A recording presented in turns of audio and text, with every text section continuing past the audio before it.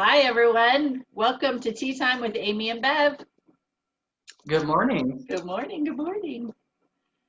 Oh, we just honestly, before we hop on here and record, Bev and I have a brief conversation and we just laugh. And so we show up with these amazing smiles. But just prior to this, I was like, I don't have my shit together yet. So Still not for me. just being real. That's right. What's happening, girlfriend? Gosh, not. That's what I was trying to think of. What is happening? All kinds of crazy things, I guess. Work's Crazy been, good, yeah, crazy. crazy good. Look what I Crazy have. good. Good growth stuff. Good. Morning pumpkin. Nice. I like it. Great. My Seroptimus sister Amanda gave me that. That's awesome. So this is my new favorite cup right now. I still love my Good Morning Beautiful though. So Well, you can alternate. You can even do it twice a day. You could have tea in the morning, coffee or coffee in the morning, tea later. See, yep, different cups. yep. And oh my gosh, like it froze overnight. That's true. So I mean seriously, Bev's wearing a sweater. I have two long sleeve shirts on. I refuse to turn the heater on yet. I'm not doing it. It's supposed to We've warm had it back on. up. We've had it on at night. Well, we have it on. I think it's at like 65, I think. So Oh man, I woke up, I think it was yesterday, and our thermostat was at 61. Just like bundle up, turn the fireplace on. I'm not turning that nice. heater on yet. I refuse. It's almost nice to run it on a warmer day just to open up the windows and let that smell burn out real quick. Yeah, yeah. But what else other than What that? else? It's freezing. We're in Honestly, Arizona, so you know when it gets below 70, it's like an ice storm to us. it's true. It's true. I saw your post yesterday, and then even saw your post too. And he's like, "Has Bev seen this?" Because he jokes around all the time. It's like, "Oh, it's below 80. Where's your parka?" Because I Yeah, am. yeah. It's cold out here. He's like, "Oh, Like, it's 79." yeah, I used to, if it got below 80, I was freezing. Seriously. Yeah. Seriously. I had a sweater on or something.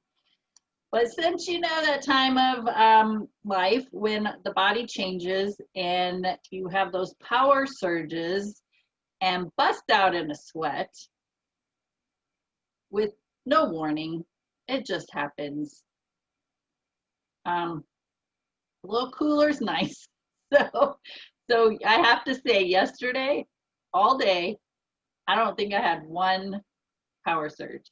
And when I Uh, say power surge, I'm talking about hot flashes, my friends. Hot flashes. You just bust out in a sweat. I don't think I had one because my body was so cool, like cold. Let's be real, I was cold. But because it was so cool, and that's something I've noticed, as long as I keep myself cool, I really don't have the power surges. But like during the summer, you have a few during the day. nice. I'm enjoying the coolness, really. I really am. This is probably the first time in my whole life.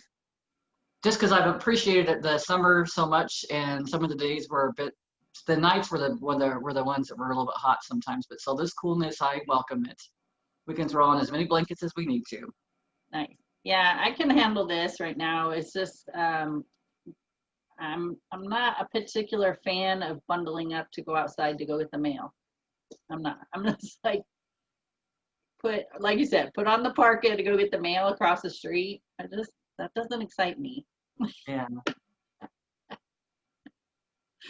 But So crazy stuff. you know what? I take our weather over most anywhere north. So just Absolutely. saying. Sorry, my friends, if you live in the north. I know it's beautiful and green. We got beauty in our rocks. Cactuses grow flowers. Okay. I have a rock garden now. Nice. Not Nice. just my yard, like my yard is all rock, right? I actually have like a rock garden. There Finally we go. moved up into that world. Nice. So here we go. There's a topic, right? Beauty, what do you say? The beauty is in the eye of the beholder. Whatever you choose to see. It's Yeah. whatever you choose to see. And many years ago, my mom lived in Missouri, and I've out of, other than being little, actually when I was little too, I've lived in like Vegas, Las Vegas, New Mexico, Arizona. Like I've basically my whole life been in the southern states, desert states. Let me be clear, desert states. One year after I graduated, I went to Idaho to be with my mom and my stepdad. He was in the Air Force. They traveled, they got married, and then before my senior year started, it was like the end of my junior year, they found out that he was getting transferred to Idaho. I'm like, of course, I was a teenager, right? Kicking and screaming. I was like, nope, I'm not going. No way, no how. I'm staying here. So I ended up staying with my grandparents, which was fine. They had a big part in raising me anyway. So when I graduated, I went up there.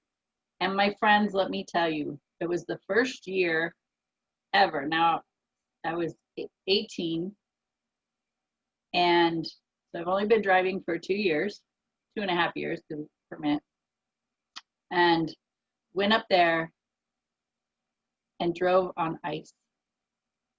Talk about freaking the hell out. Like, what is happening? As soon as that stuff thawed and it started warming, I said, I'm out. I cannot do this. So fast forward, they ended up traveling. Like they went to Germany, and then they went to South Dakota, and then they ended up in Missouri. And my mom's like, come move to Missouri, you know. I said, well, you moved to Arizona. And she's like, I don't like the desert. There's no color, right? She's all about the color and because now she's been around greenery for a length of time in all those other places, and the beauty and the flowers, and I said, first of all, Mom, you have snow, you have floods, you have tornadoes, you have humidity, you have mosquitoes you can put a saddle on. No, thank you. I said, I'm just fine in the desert. And I tell you what, we have the most beautiful sunsets and sunrises, and when it rains and the water on the rocks changes the colors. Like there is so much beauty here in the desert.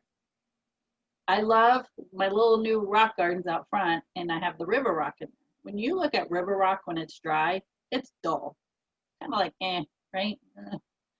But when that stuff gets wet, oh my gosh, all these colors that get vibrant and beautiful. And so after I created this rock garden and it rained, I was like, oh my God, I'm so excited about my rock garden because it was so pretty and all the colors, and I got my camera and I was taking pictures, and it was just a whole different view with that water. But it really does. It comes down to how you perceive things. Because it's like when you look at, I'll just say my rock garden. You look at my rock garden today, it's dry. And you go, oh, okay, well, that's kind of cool. Yeah, that's neat design, whatever. Mm-hmm. But in my mind, I'm like, I've already seen it wet. So I already know what the potential of the beauty of this is, right? And so when it rains, now I want to be out there with it because it's just so amazing. And so how are you perceiving things? Well, different phases of life, right? It depends on where your energy is at. If you're not in a good space, you're perceiving everything around you is not good. You can perceive like the heat. Oh God, it's hot again today. Or instead, when you're in a good space, it's like going outside and feeling that heat on your skin. Man, I'll tell you what, my body loves it. Yeah. I try to find a way to be outside, even when it's been cold the last few days and windy. I've found a way to get outside where there's a place that I could just a little bit of wind, and I could just sit there in the sun and just soak it, and just feel the energy of it. It just was so wonderful. but it just depends on how we're feeling. And it depends on, I would say a long time ago, I watched The Secret. And because at that time I always was in a process of think of the worst thing possible that could possibly happen ever with your family or anything, and it wasn't going to happen. I don't know where I got those thoughts from, but that's where I was at. And I remember watching The Secret, and then it's like it changes everything. It did for me, because then I started looking at things more in a positive, like trying to focus on more positive, not realizing that all that time that I was creating a new template for me to kind of live by instead of living by the old ways, just moving forward without any idea what I was doing or anything. But it's like I wasn't looking at things in a positive way at all. And since that time, I started slowly looking at stuff. So it took a long time, because I think I would be like telling everybody around me, oh, that's not very positive. You need to say this. Oh, that's not very positive. So I was still paying attention to, I was still seeing the stuff that was negative, but I was trying to put a positive spin on it, and, realizing that as time has gone by, it's just really up to me to kind of see things in a positive or negative. It's up to me to see and perceive things around me that's positive or negative. I remember even being in the desert, because I've grown up here my whole life. I've always been in Arizona, always. So I grew up here, and I remember talking to, it was one of my bosses when I was up in Phoenix when I worked at a chiropractor's office, and she had said something like, I love the desert. I love the colors of the desert. And it's like, when she said that, it gave me a different perspective on things, and I started looking at things differently. Even because I had already watched The Secret, I was already in a more positive space. I was living that life anyways. But it's funny when someone says something and we're willing to listen to it or able to hear it. It's like all of a sudden I was like looking around thinking, how beautiful. And it's like I'm out here on 40 acres and looking around, and it's like you see the desert grasses and some of the, I don't even know what they are, but different colors. There's like, it looks like almost like a Red Sea in some places, and it's just a plant that's growing out further away. And it's so pretty in the way the sun kind of settles down. You'll see it as it's dropping throughout the day. You'll see how the shadows hit the mountains and how you see everything. And it's not all covered in trees, so it doesn't hide anything. I feel like the trees kind of hide stuff. So to me, it's more open, and it's just so beautiful. I just look out the windows. If it's too cold to be outside, I just sit out and stare at it. Yeah. I just love it. Well, I see people though. Yep. That's the training. We think that it's not, we think it's just something so subtle as, like at that time, I thought it was just something so subtle as watching the things that I was saying or being more conscious about what I was putting out or whatever, which has evolved over time. But it's so much more. And it's like seeing someone, just what we've talked before about seeing someone that's grouchy, but actually seeing them. Just really seeing them, because they're not just grouchy. There's so much more to them. Yes. They're a beautiful person they're struggling with their own whatever's going on in their life. They're drowning, or they can't see above where they're at. And we've all been there, I think, at some point or another. So true. A couple things I want to hit on. One is The Secret, that you would even bring that up, because if you notice, I have a different background at the moment. And this is the room that I'm converting into office, meditation, secret space, whatever, right? It's going to be a combination of things. And while I was moving things and shifting and moving them again, there's my little movie, The Secret.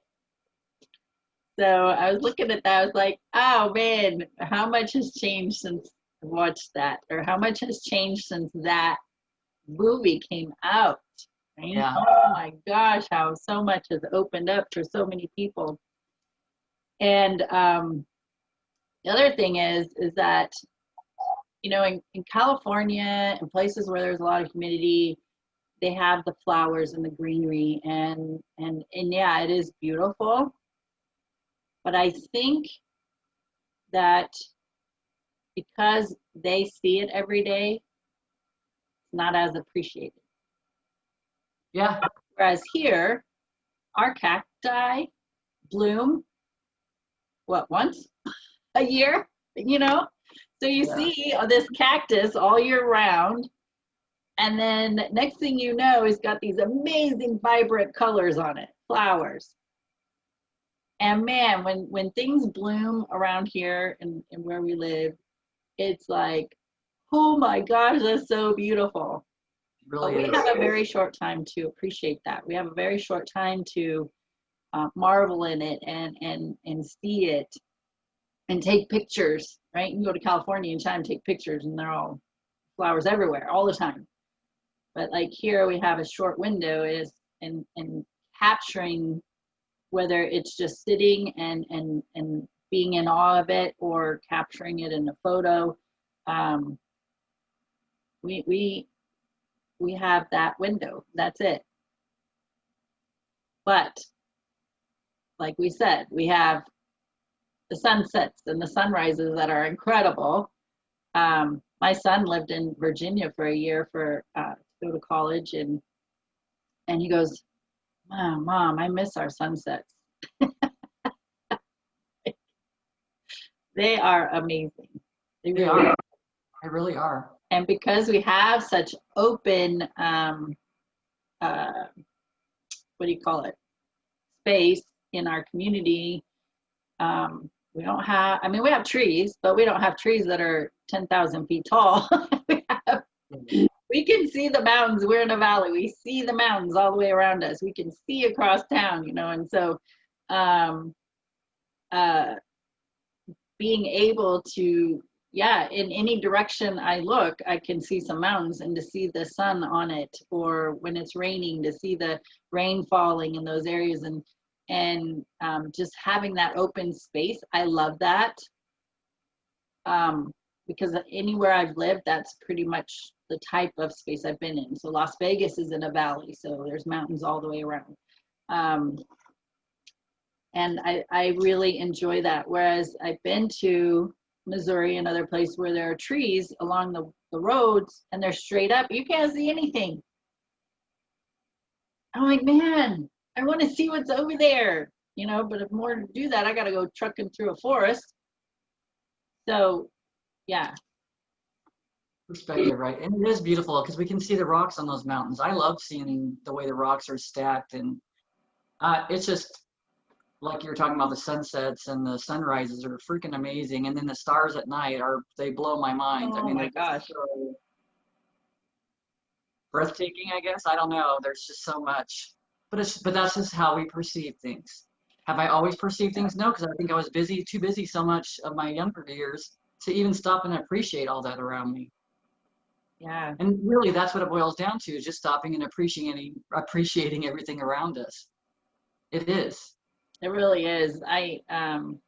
Well, for most of my, I can't say that now. For the first 21 years, give and take some, I grew up in Vegas, Las Vegas. So if you think about how much there is, if you've never been to Las Vegas, like you can barely see any stars. Barely. Because of all the lights from the casinos and the housing and the street lights. I mean, it's just this glow. So from where Bev and I live in Arizona, we can see the glow of Las Vegas. Yes. And we're 2 hours away. We're like 100 miles away from Las Vegas. And when I came to Arizona, and there was small town, and there's like hardly like not even you know, just the of what Las Vegas has. And I went outside and I looked up in the stars, and it wasn't just for one, like I got to do this every night. And then if you go down our main road, you know, 20 miles away from all the lights, oh my gosh, it's even more amazing.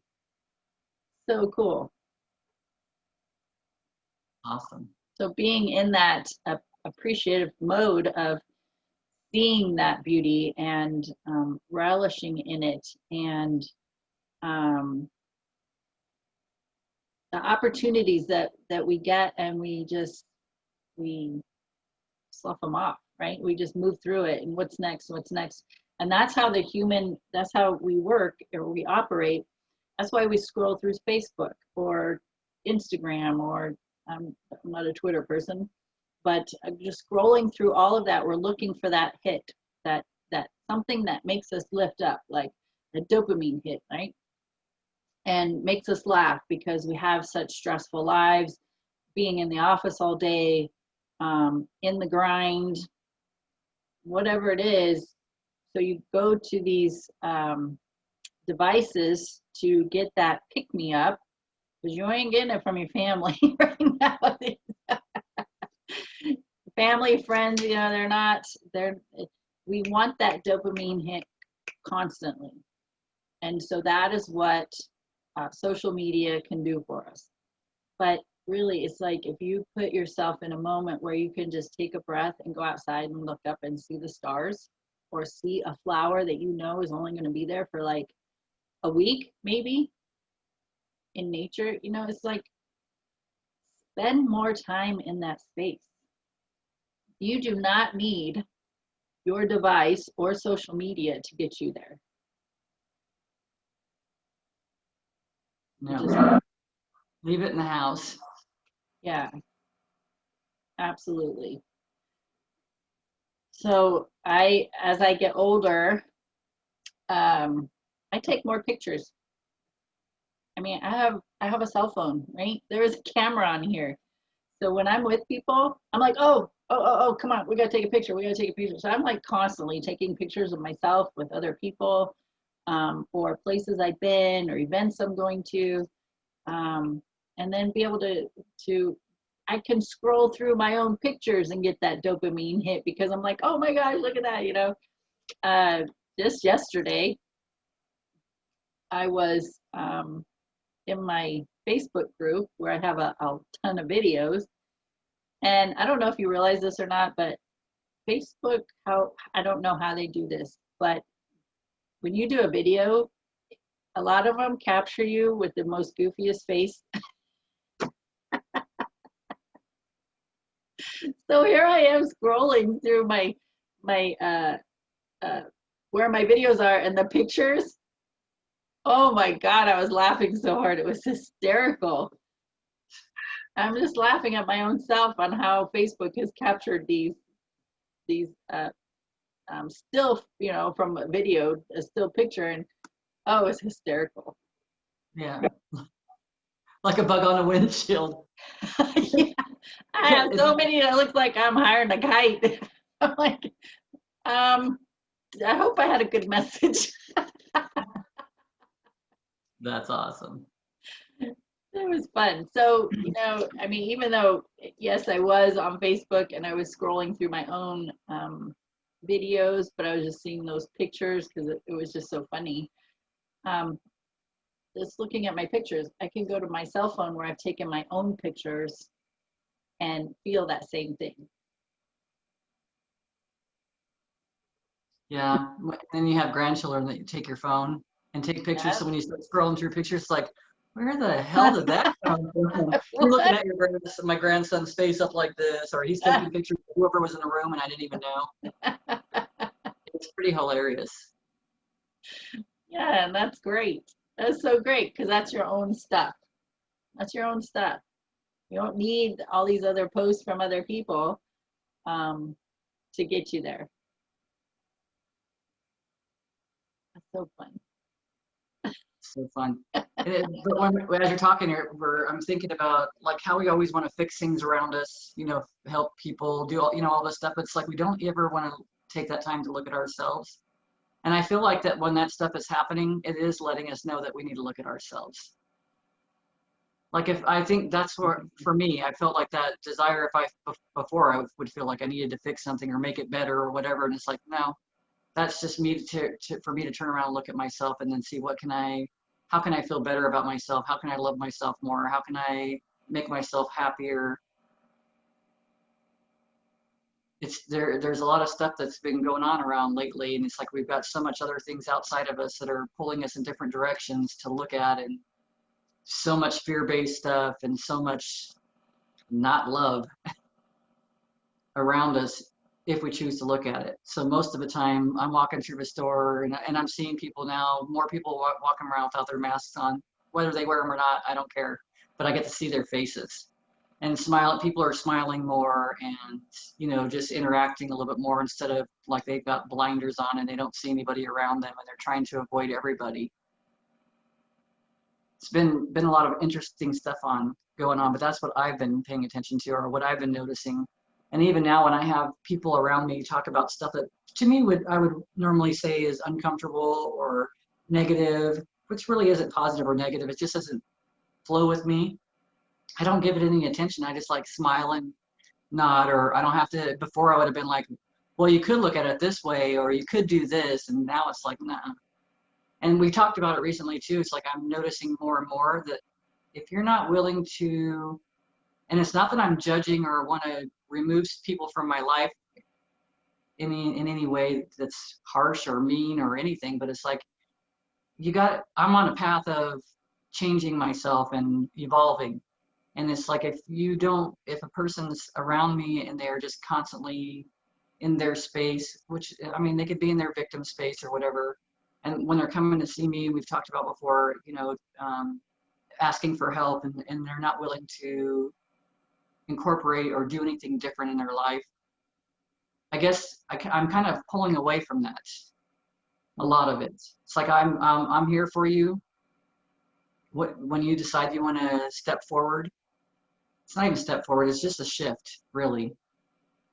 That I'm here for you. Yep. But it's otherwise my focus is evolving. I had what, 2 weeks ago, I had a client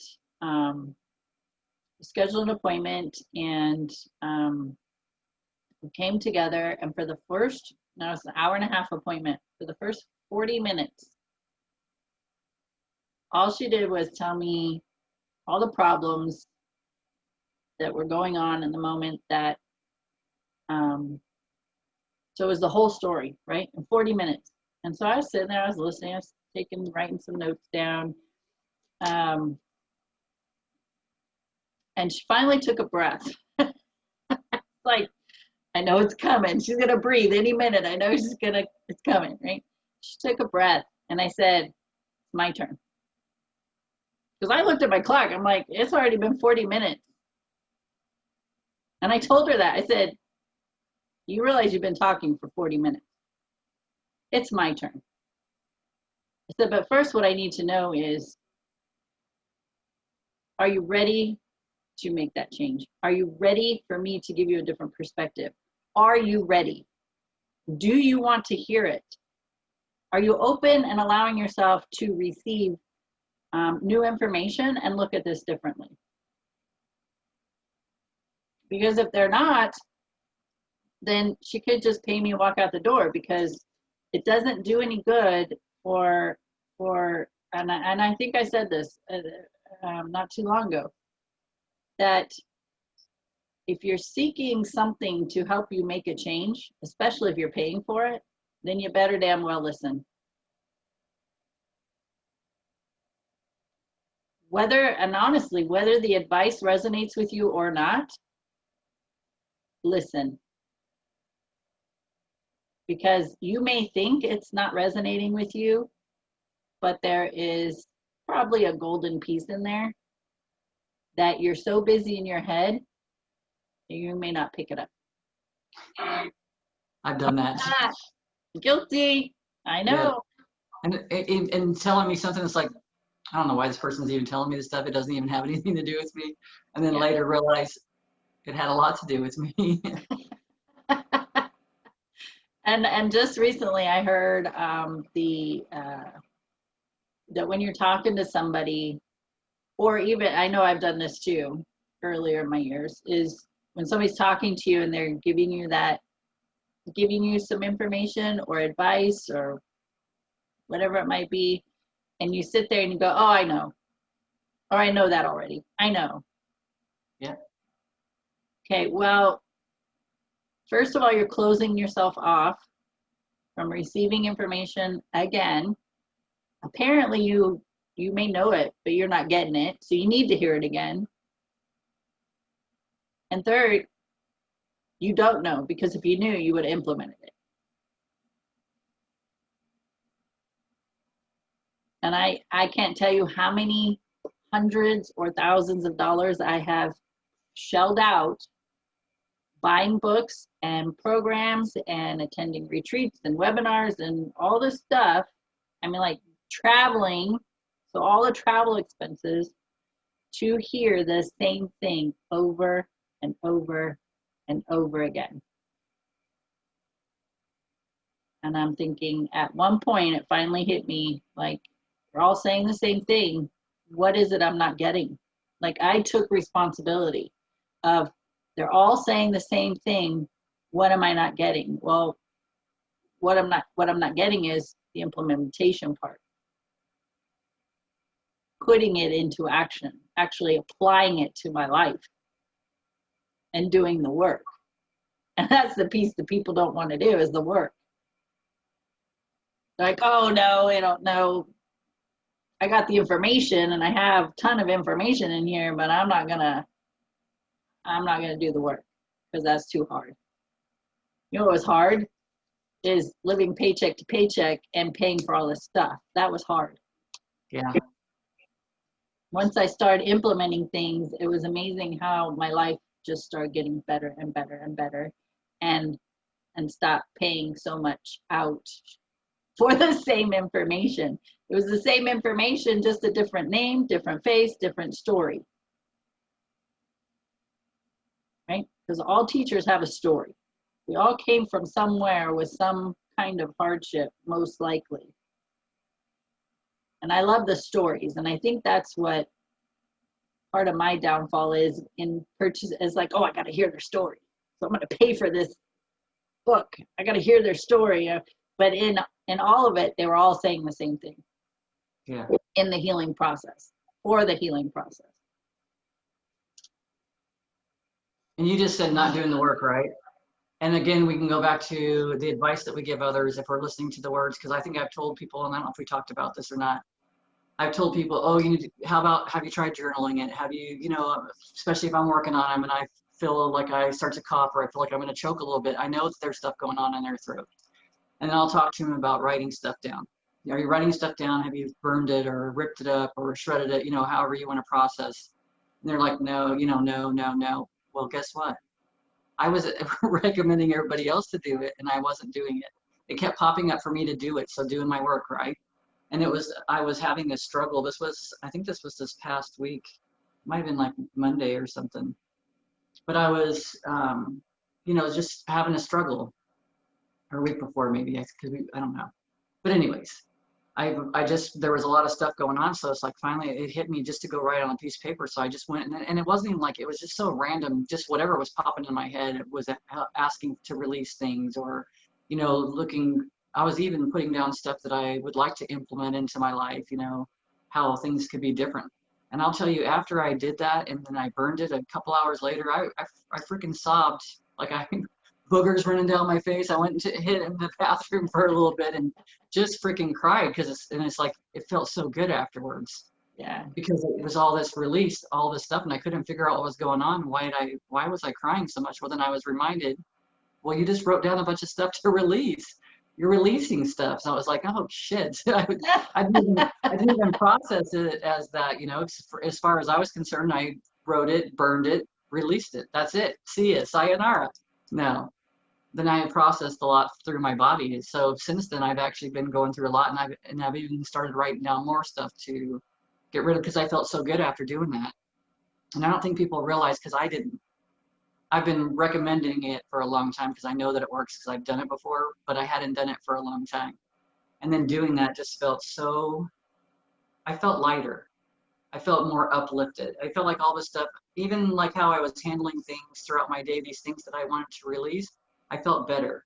And so some of the stuff may have been releasing anger, or releasing just whatever was popping up, not being good enough, not being worthy, you know, wanting to feel confident, you know, all these different things that I was writing down. And it's like, it's crazy, because it's like it's such an easy way. It's like cleaning the slate, I guess, a bit, because it just feels lighter. It just feels better. And I've been following more videos and stuff too, you know, just looking at different stuff. I mean, I like geometric shapes. There's a lot of different things that I like, and I feel things in my body when I see certain videos or whatever, so that I know it resonates with me. It's just, there's just so much information that's out there. And the whole thing for me was just following the next cue, the next thing. I'll be looking at something and then you're pulled to the next thing. You write down something, then you may not look it up right that minute, but you go back to it later on. It's like, oh yeah. And it wasn't because, oh, I forgot. It was because now is the right time.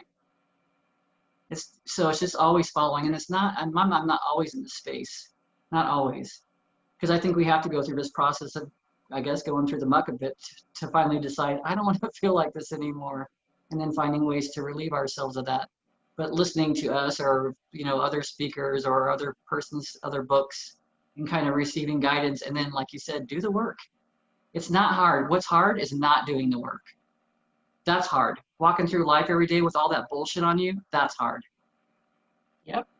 Absolutely. I agree. 100%. That's so hard. Because, I mean, really, here's something to contemplate is like when you haven't done the work, and the work is, my friends, is healing that emotional stuff from the past. Yeah, all whatever the pops stories, up for you, right? yep, Whatever pops up for you. all the stories you're hanging on to, all the emotion attached to that, all the memory, like all of that is bottled up inside you.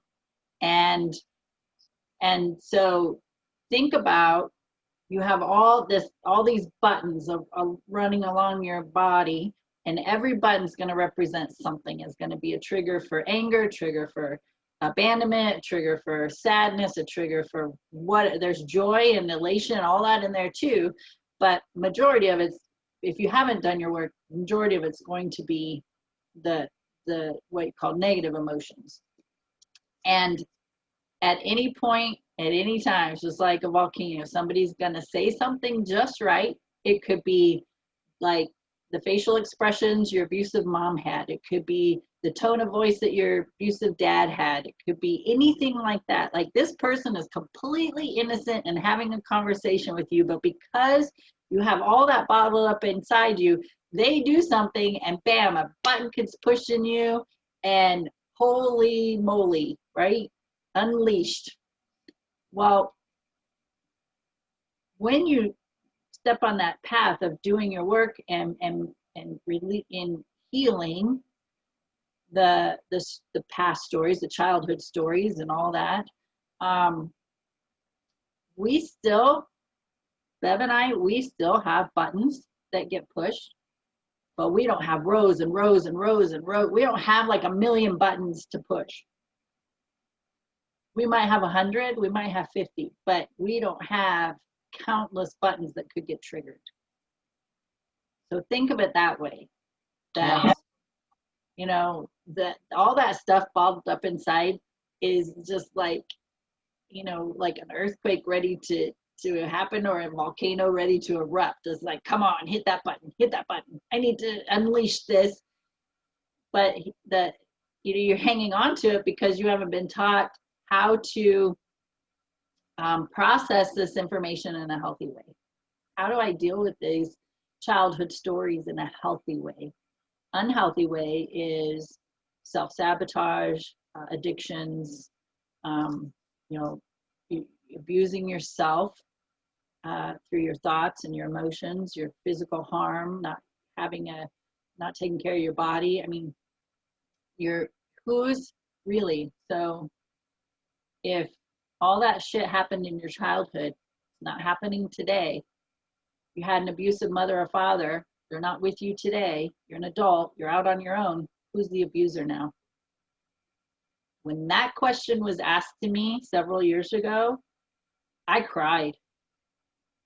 I'm the one having the thoughts. I'm the one that's making myself feel miserable. I'm the one abusing my body.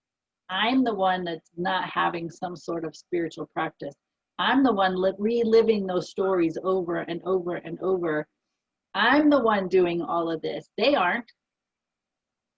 They're not even in my life. They're not doing it. They're not in the room with me. I'm doing it. So I was the abuser. Yeah. So when they say take a look, if you want a change to happen, take a look in the mirror, take a look in the mirror and look at the abuser who's abusing themselves right now. It's not your parents anymore, it's you. Yeah. on a regular basis, the mind chat that you have with yourself, it's crap, because I've had it. And it's like, how do you know? Well, like we're talking about, like sometimes we don't even recognize, and sometimes it's nice to have someone outside of yourself that's open and honest and coming from a love space, because you can be honest and brutally honest, and that doesn't solve anything because our defenses like to pop up. But it's like recognizing, just even having a simple conversation with something. Like you said, we talk about triggers, right? If you all of a sudden you're talking about something and you feel like or like you're going to cry for whatever reason, or like now you're pissed off, it's like recognize what that is and ask yourself, where is it coming from? How do I let go of this? Because there's ways. Those are the clues that are popping up for us. It's like it's right here, because it happens to me. It still happens to me. Yep. But like I've talked about in the past, I appreciate it. Sometimes I don't appreciate the anger one so much, because your first reaction is anger. But that's what I spent a lot of time in my life, was in a space of anger, defensiveness, all that stuff. So it's like looking at a lot of stuff, and I'm asking myself, why am I behaving like that? Because why am I separating myself from something? I love something, or I'm learning to love, but yet then all of a sudden I'm like pushing it away or like stopping it. There's just so much stuff, and it's like the only way we're going to be able to get past it is by looking at it ourselves. Being okay, just being open. You said earlier, you said something about a clean slate. Yeah. And what came to my mind immediately, remember the etch-a-sketch? Oh yeah. Where you drawing it and you're like, It's gone, it's gone, it's gone, it's gone. Right. Nice. Yeah, that's nice. this is your anger. Get rid of that shit. Clean Right. that Because it doesn't slate. serve you. It doesn't serve you. I used to use it before as my motivation for a lot of things, anger. To leave a job, or to leave a relationship, or to move out of a house, whatever it was, I used anger. Manipulation. What? True. What? It's like, but it doesn't have to be that way. No. It does not have to be that way. It doesn't have to be uncomfortable. Then, because when you leave in those situations, when you're feeling like that, you look back and there's usually some sort of regret, or you're unhappy with the way you handled things. And it's Shame like, and it guilt. doesn't have to be that way. Yeah, Shame and guilt. All the way. And we talk about controlling things. We haven't talked about for a long time is procrastination. Oh man.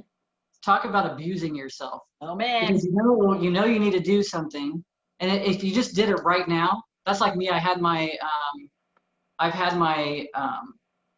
ballot here to fill. I mean, I've had it at home to fill out, and I hadn't filled it out. And finally, I was like, I got to get this done, because I let it go and let it go, let it go.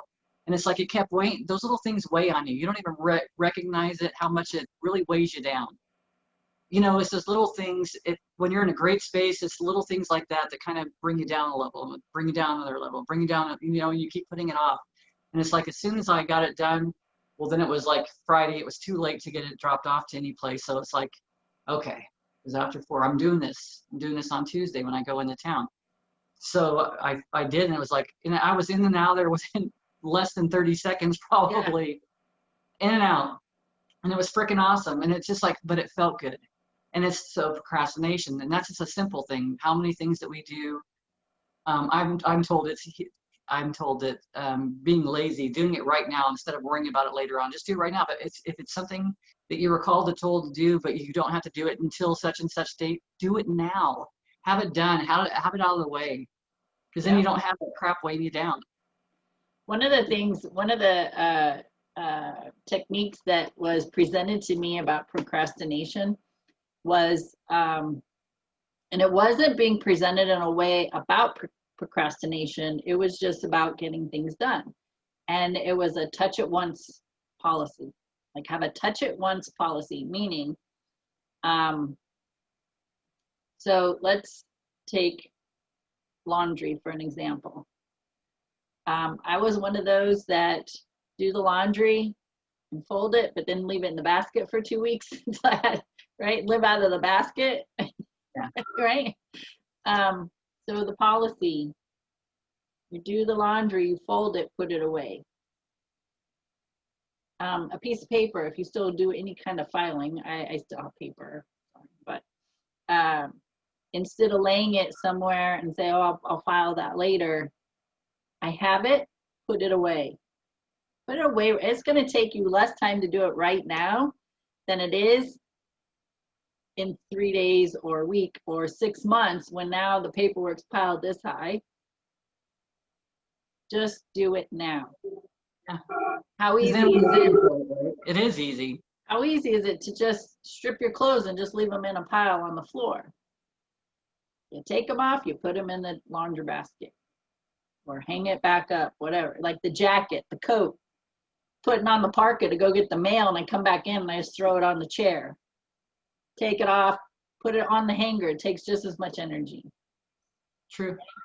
But also with that is when you're, we talk a lot about energy, that when you're letting things pile up like that, you're creating a stagnant flow in your energy.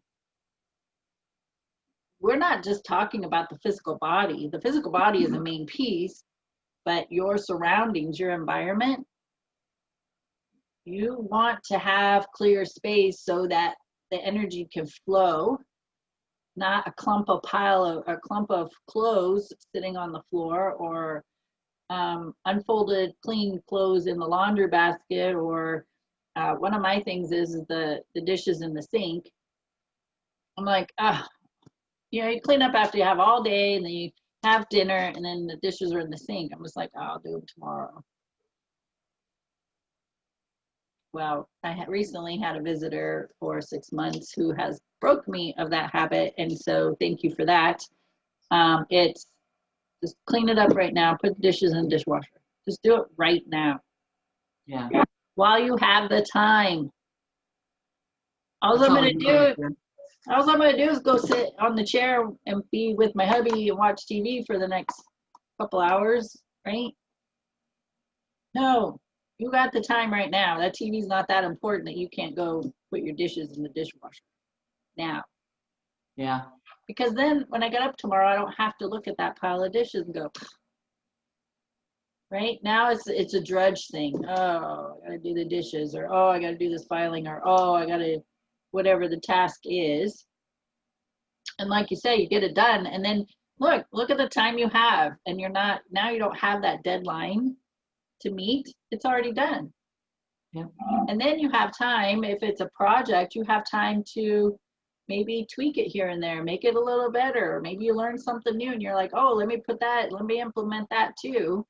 And since I have this time, I've already completed the project, right? So do it now. And kind of asking yourself, how do you feel? Because sometimes we don't know how we feel. Take a look around you. Is your house a mess?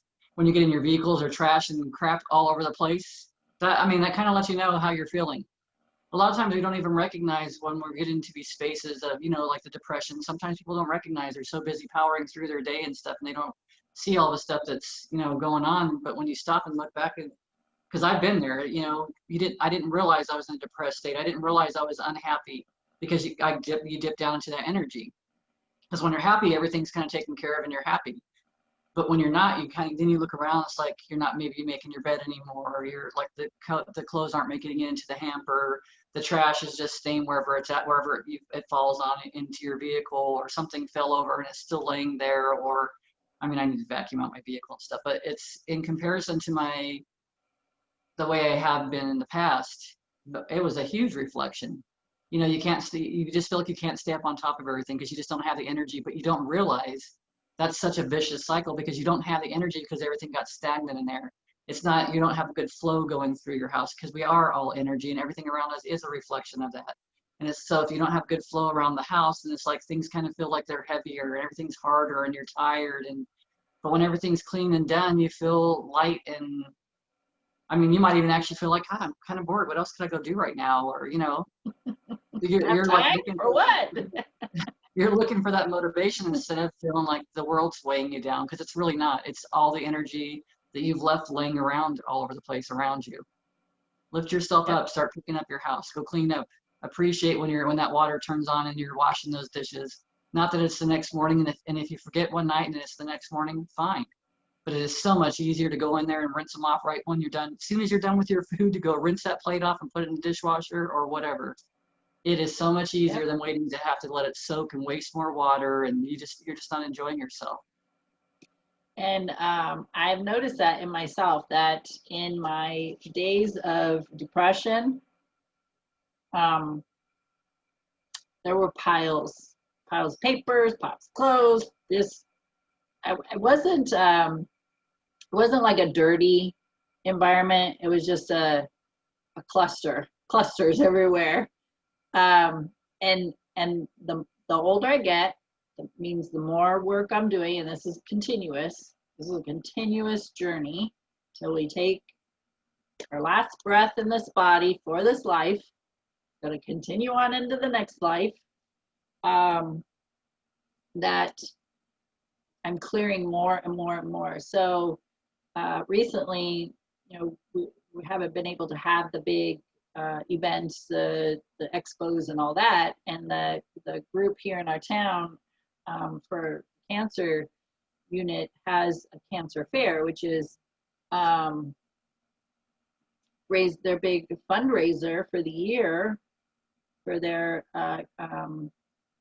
money donated to the cancer unit. And they couldn't have that. So what they decided to do, one thing they did was a big yard sale.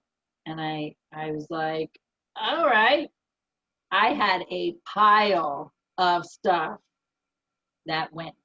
I mean, I went into cupboards. I had stuff that been sitting there. And what do they say? If you haven't touched it in a year, it needs to go. And the more and more that comes up, the more and more I'm living by that. I had a couple bags of clothes. I had dishes. I mean, I've had things in my cupboards in my kitchen for years. I have not touched or used.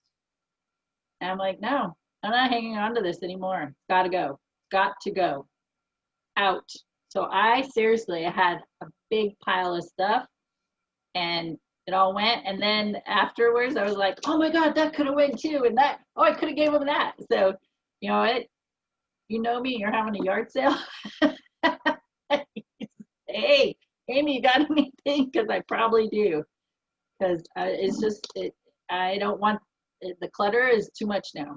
It can actually have now, instead of the effect of thinking it was like a security thing, having those clutters everywhere, it's now more of a unsettled energy with me. Not necessarily, you might, reference it close to like not having an anxiety attack, but that sensation of, oh, something's not right, like it's got to go. It's got to be cleared. It needs to be put away. Something. I'm like telling my husband, don't sit still too long. I might get rid of your ass too. No, I'm kidding. That's a joke. He's a good guy. Better keep listening. Yeah. One of the things easy with clothes is, I don't even remember where I heard it from, but it was like to hang your clothes all backwards on a hanger. So yep. Hang it up backwards in the closet. And if you don't wear that, like in a year later, if you still haven't worn it and you're looking at it, you still don't want it, get rid of it. What do you need it for? And don't keep things, so we're talking about energy, don't keep things that are broken. Either fix it or throw it away. Because that's a broken energy. That's not, and you're not open to receiving new. Like having a pair of, if you have a pair of shoes that are torn up and maybe you're thinking you're gonna go get them fixed, you're probably never gonna go get them fixed. Throw them away, because then you're open to receiving more. It's like we get into this place of holding on to things. I might grow back into those pants, and maybe you will, maybe you won't. But it's like if you're not like utilizing them, or it's just sitting around in piles and stuff, get rid of it. You don't need it. Yep, so true. I had some tops that I just didn't like the way they fit. And I looked at it and I said, even when I get to the weight I want to be at, that style of top would not resonate with me. But here is the other thing, that even if I held on to it until I shed those 20 pounds or whatever it might be, it's still stuck energy sitting in my closet when somebody else could be enjoying it. Yeah. Somebody else, hear me when I say that, somebody else could be enjoying it. And here you're hanging on to it with a clenched fist, thinking, oh, someday I'm going to wear that again. Well, jeans. Let's talk about jeans for a moment. The style of jeans I wore when I was smaller were the style where the waist was super small and then kind of flared out at the hips, right? That style. I had some of those still, and in the size that I was, and I looked at them and I said, even if I shed the amount of pounds I want to get rid of, I'm not gonna wear these. These are not gonna be this. No. So one, I'm not gonna wear them anyway. Two, I just didn't want that stuck energy in my closet anymore. Out you go.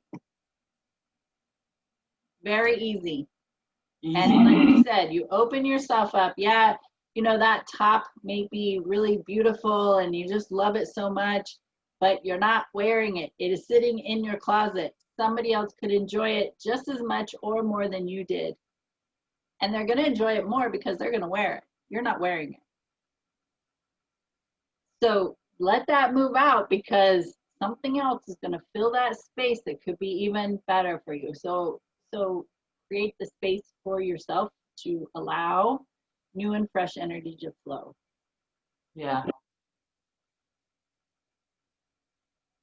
That almost reminds me of that. We go back to The Secret again. I don't remember if you remember watching the movie, and it talks about in there like wanting relationships and stuff, and how one of the ways that we don't allow relationships, like I think the person in the thing was talking about like laying in the middle of the bed and not making space for someone else, or like, oh, like there was no space in the room for someone else to bring their clothes, or there was no room for anybody else.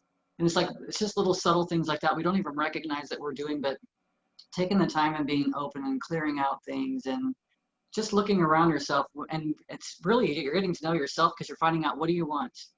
What do you need? And some of the clothes that I've held on to, it's like every time I put it on, I didn't like the way it looked. So that's why I still freaking had it. Like you said, it looks good, but every time I put it on, I still didn't like it. It's funny that I've had a tendency to hold on to stuff like that, not even really understanding why, and then later you get rid of it and it's like, man, if I had that shirt, I would try it on and still not wear it.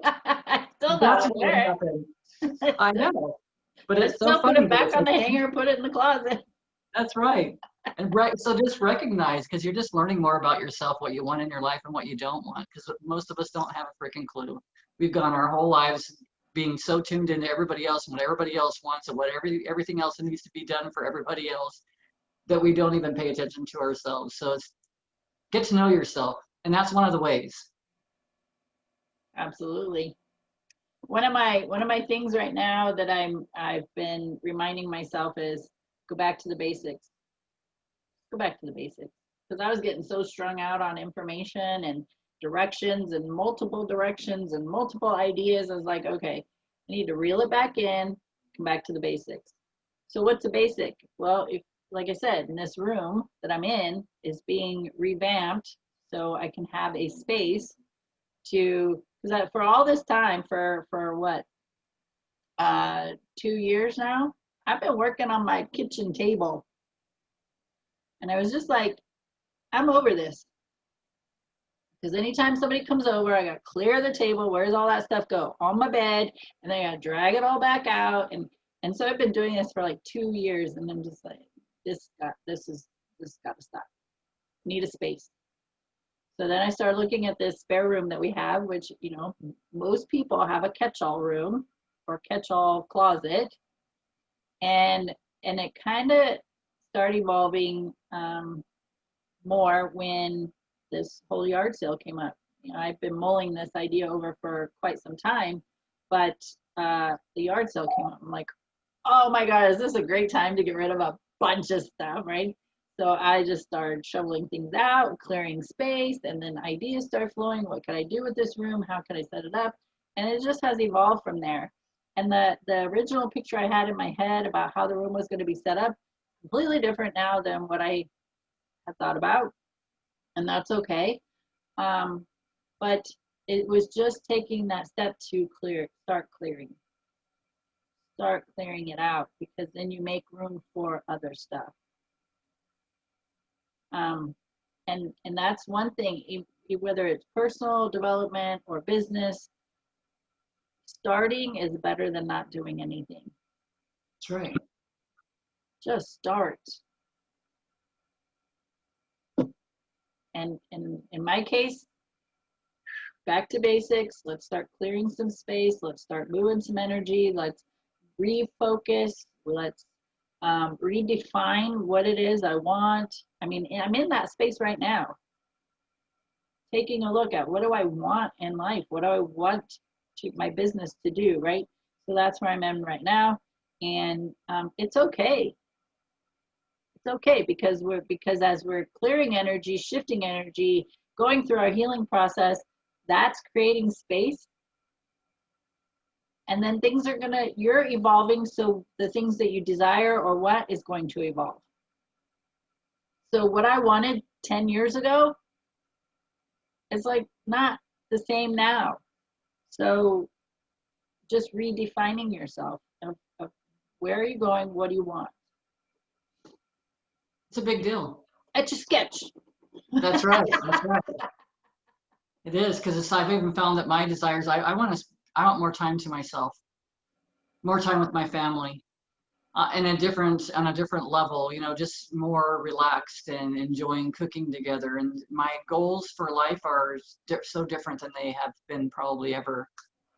But I'm in a place of appreciation. So kind of getting an idea of what you do want, and just thinking about, like, going back to a lot of things, you know, setting up ourselves, thinking about how it would feel to be in that place, thinking about how great it would be to be doing those things, and how seeing everybody's faces laughing, seeing your own face like smiling and laughing and moving and dancing, and like all these things, it sets us up for change. It gives us a huge shift, and it's something so subtle we don't even recognize how big it can be.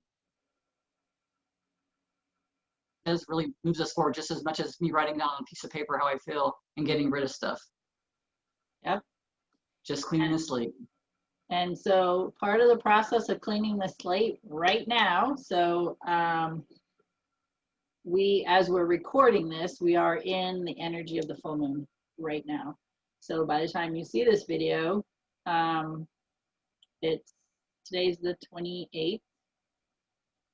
So it'll be released on the 29th, October 29th. And you're in the full moon energy right now. So that is part of clearing. Like Bev was saying earlier was journaling, getting that stuff out of your body and onto with pen and paper. And it's not so much like you need to sit there and process it. It's just writing it out. It is just like, this happened. This is how it made me feel. Fuck you guys. I'm over it. And then, you know what? Angels help me release this from my body. Just help me release this. And get rid of it. Shred it, burn it, whatever that process might be for you to release it. Of course, we always have to say, if you're going to burn your paper, then please be safe and use precautions and have the water available quickly. But right now, full moon energy. So 3 days before, 3 days after. So we have like a week of full moon energy. So taking the time to do your releasing, your emotional releasing, those thoughts, those negative emotions you're hanging on to, which is the stories that you've been hanging on to. Could be the guy that flipped you off yesterday in traffic and just ruined your whole day. Could be writing about that. So it could be the childhood crap, you know, any of it. Whatever's coming up, put it on pen and paper and then get rid of it. Because when you're ready to let it go, you will. No matter how you want to do it. You could be crying in the shower. You could be saying things in the shower. You could just be witnessing yourself being, you know, darkness being all around you, or black or whatever. However, you just see yourself dark, no light on you or anything like that. And then when you wash yourself, letting it just go down the drain. There is so many different ways, and it's whatever way kind of pops up for you. But when you're ready to let go, because a lot of times we think we are and we're not. But when you're ready to let go, you're going to let go, period. I'm at a place in my life, I'm ready to let go. I'm so done. While I get here, but I am ready. Like the more that you feel how good you feel when you've let go of all this extra stuff that you're carrying around, the more you're ready to just let go of more. Because it feels good. Yep. And so you can move, and I just want to point this out. It's like you can move from I want to, which is putting it in the future tense, and then saying I am ready to, Okay, we're ready. And then is I'm going to. And then I'm I going to. am. Yeah, I am. I am. And that I am statement is where the power is. So I'm ready to is just saying like, you know, if you think of you know, a track runner, Yep. when they line up, and what do they say? On your mark, get set, ready. Well, if they Yep. stayed in that ready mood, they would be totally intense, and they wouldn't be able to hang on to that, right? Yep. Go. That's right. Do it. Complete it. Don't procrastinate. Get the healing done. Get the journaling done. Get the releasing done. Get the burning done. Get it done now. And then that moment you're saying, I am doing this. I am letting go now. Right? I am letting go. I am making a shift in my life. I am deciding to do this. I am getting rid of that shit in my closet that's been there for 10 years.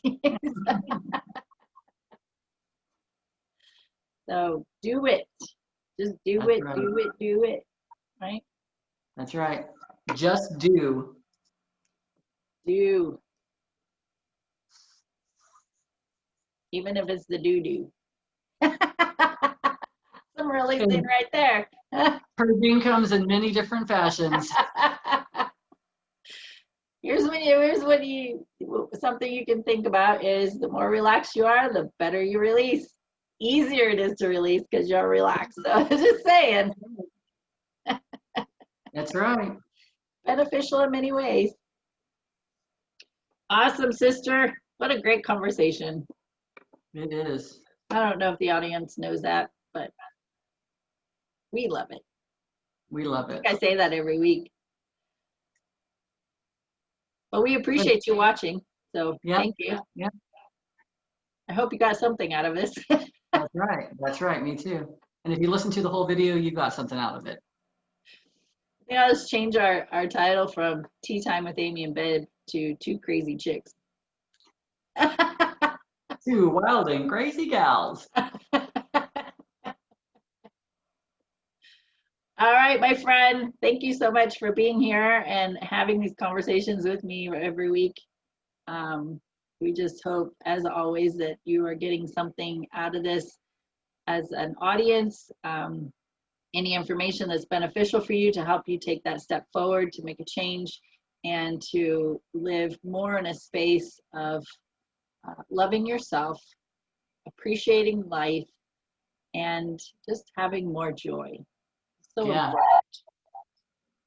So Wonderful. with that, thank you for being with us, Amie and Bev at Tea Time. Tea Time with I don't even know our title now. I got all hung up on crazy chicks.